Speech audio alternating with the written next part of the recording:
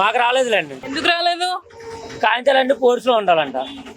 అందరికీ రావాలంటే ఎక్కడ దొరుకుతాయని ఎవరికి రావు కదా. పెట్టుకోవాలంటే అప్పు కావాలి. 15,000 అంటే ఆ బండి కాగితాలకి నో పార్కింగ్ కేసులు అవి కట్టుకోవాలా, లేకపోతే అయ్యే చేసుకోవాలా.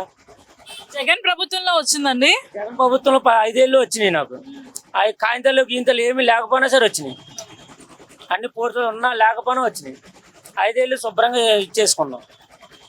ఈయన అసలు మొత్తం కాగితాలు ఉండాలి, అయ్యే ఉండాలి, మొత్తం అన్నీ చేసుకోవాలి, ఫ్లోర్స్లో ఉండాలని అంటే ఎక్కడి నుంచి తీసుకొస్తామండి? అప్పులు తీసుకోవాలంటే ఆ వడ్డీలు కట్టుకోవాలి, కట్టుకోవాలి, ఎన్ని చేసుకోవాలా, ఇంట్లో పిల్లం బిడ్డలను గడుపుకోవాలా. ఇవన్నీ రిస్కులతో కూడుకున్నాయండి. అలా చేసిన వాళ్ళు మేమైనా కదండి, మొత్తం అందరూ రిస్కులో పడిపోయారు. చాలా మందికి పోయినాయి. దీని గురించి మీరు ఏం చెప్తారండి? చెప్పడం ఏముందండి, అందరు చేసేదాకా మేము చెప్పేది. జగన్ ప్రభుత్వంలో అయితే మాకు అందరికీ వచ్చినాయి. ఈ ప్రభుత్వంలోకి వచ్చేటప్పటికి ఎవరికి ఏమీ రాలేదు. మొత్తం అందరూ దిగాలు పడిపోయారు మనుషులు. అదే అండి. ఇప్పుడు ఎవరికైనా ఇప్పుడు కాగితాలు డబ్బులు ఇచ్చినా మన డబ్బులు దాన్నా కాగితాలైనా బాగా చేయించుకుంటాం కదండి. అది చేయించుకున్న తర్వాత అప్పుడు యాక్షన్ తీసుకోవాలి. చేయించుకున్న తర్వాత మీరు చేయించుకోవాలి. అప్పుడు తర్వాత మీరు యాక్షన్ తీసుకున్నారనుకో దాన్ని బట్టి బండి ఆఫ్ చేసుకోవాలి.